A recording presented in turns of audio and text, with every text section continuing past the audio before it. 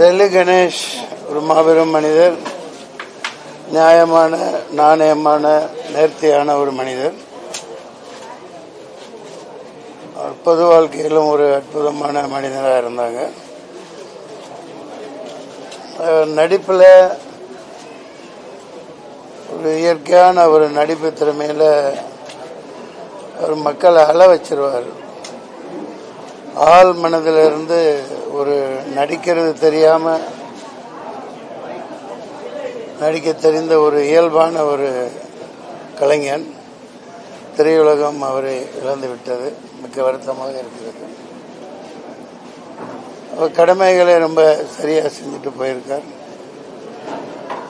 நம்மிடையே இல்லை என்கிற போது மன வருத்தமாக இருக்கிறது. என் படங்கள் எல்லாத்துலேயும் அவரை பயன்படுத்தியிருக்கேன்.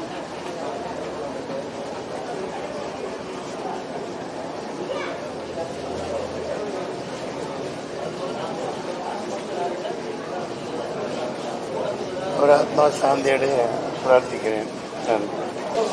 டெல்லி கணேஷ் சார் வந்து one of the finest actors Tamil cinema இவர். அவ்வளோ இயல்பாக இந்த அலட்டணும் இல்லாமல் எவ்வளோ பெரிய உணர்வாக இருந்தாலும்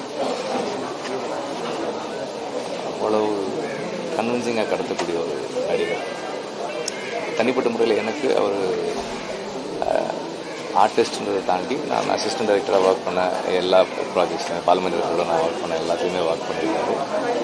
நம்ம புதுசாக வேலைக்கு சேரும்போது நமக்கு நிறைய விஷயங்கள் தெரியாது, அதனால் நிறைய குழப்பங்கள், பிரச்சனைகள் எல்லாமே வரும்.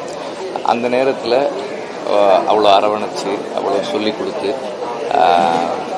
ரொம்ப ப்ரொடெக்டிவாக இருப்பார். அப்புறமா வந்து நான் அசிஸ்டன்ட் டைரக்டர் வந்து ஷார்ட் ஃபிலிம் பண்ணணும் அப்படின்னு போயிட்டு அடிக்கடி அந்த மாதிரி விஷயங்களுக்கு கேட்கும்போதெல்லாம் வந்து எதுவுமே சொல்ல மாட்டார். நான் வந்து பண்ணித்தரேன் அப்படின்பாரு. நீ என்ன பண்ண போகிற, எப்படி பண்ண போகிற, அதெல்லாம் எதுவும் கேட்க மாட்டார். நீ பண்ணு, நான் உனக்கு ஹெல்ப் பண்ணுறேன்னு சொல்லுவார்.